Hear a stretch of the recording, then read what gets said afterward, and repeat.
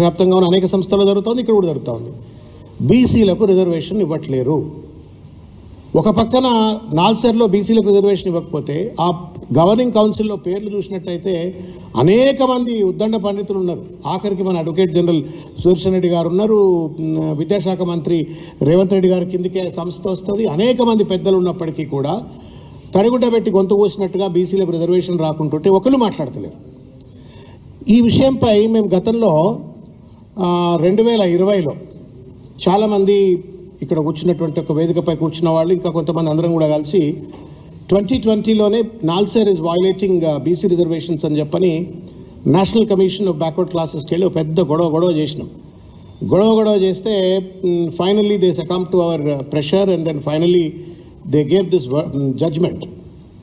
NCBC has passed an order. ఏమని అంటే NCP file number NCBC 061011320119 CP/AT ఇది 20 జనవరి 20 నాడు పాస్ చేసిన ఆర్డర్. ఇది స్పష్టంగా దీంట్లో ఆర్డర్లో ఏమిస్తారు అంటే and we are one of the petitioners. ఈ కేసులో మేము వన్ ఆఫ్ ద పిటిషనర్స్. ఆ రోజు బీసీ విద్యార్థుల పక్షాన మేమందరం పోయి కొట్లాడినాం. అయితే ఆ రోజు ఆర్డర్లో స్పష్టంగా డాక్టర్ బన్వన్లాల్ సహాని అని చెప్పని NCBC చైర్మన్ ఇచ్చినటువంటి ఆర్డర్ ఏంటంటే the commission recommends that all national law universities to strictly implement the UGC guidelines, central educational institutions reservation rules, state government rules and orders by following the admission of OBC candidates of 27% in all India seats.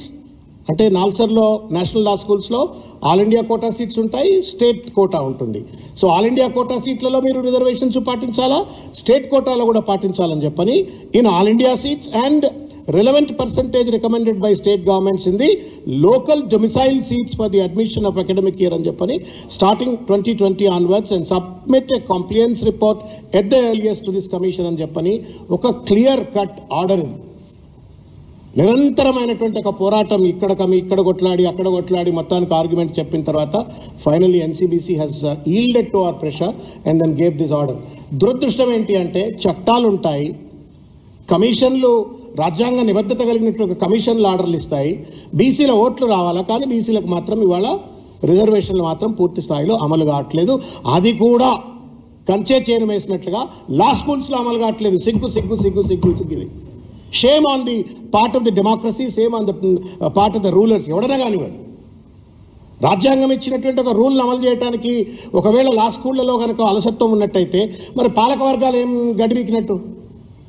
ఓట్లు కావాలా, బీసీలై ఓట్లు కావాలా, జై కొట్టాలా, జెండాలు పట్టుకోవాలా, అన్ని చేయాలి. కానీ ఆఖరికి చదువుకునే దగ్గర రాజకీయంలో అయితే రిజర్వేషన్ లేవు. చూస్తూ ఉన్నాం 42% రిజర్వేషన్ పేరు మీద రేవంత్ రెడ్డి ఏం డ్రామాలు ఆడుతూ ఉన్నాడు.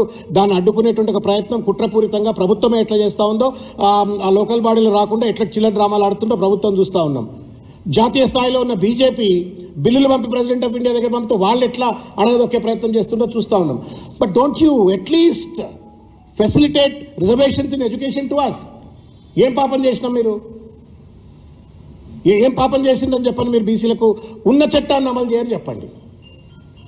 పెద్దోళ్ళు అండి, జడ్జిలు ఉన్నారు. అలా గవర్నింగ్ కౌన్సిల్ మీరు వెబ్సైట్లో కొట్టండి, నాల్సర్ వెబ్సైట్లో కొట్టి గవర్నింగ్ కౌన్సిల్, ఎగ్జిక్యూటివ్ కౌన్సిల్ అని చెప్పని పేర్లు చూస్తే కళ్ళు తిరిగి పడిపోతారు. అంత మహామహులు, పెద్దోళ్ళు, సిపాయిలు who are suppose to be the custodians of the constitution, వాళ్ళందరూ ఉంటారు. రిజర్వేషన్లు ఇవాళ నాల్సర్లో అమలు కావట్లేదని చెప్పిన విషయాన్ని పురస్కరించుకొని మేమంతా కలిసి ఈరోజు ఈ లెటర్ మా ధర్మేంద్ర ప్రధాన్ గారికి రాస్తా ఉన్నాము. మళ్ళీ అవసరమైతే ఢిల్లీకి వెళ్తాం, NCBC దగ్గరికి వెళ్తాం, తర్వాత సంబంధిత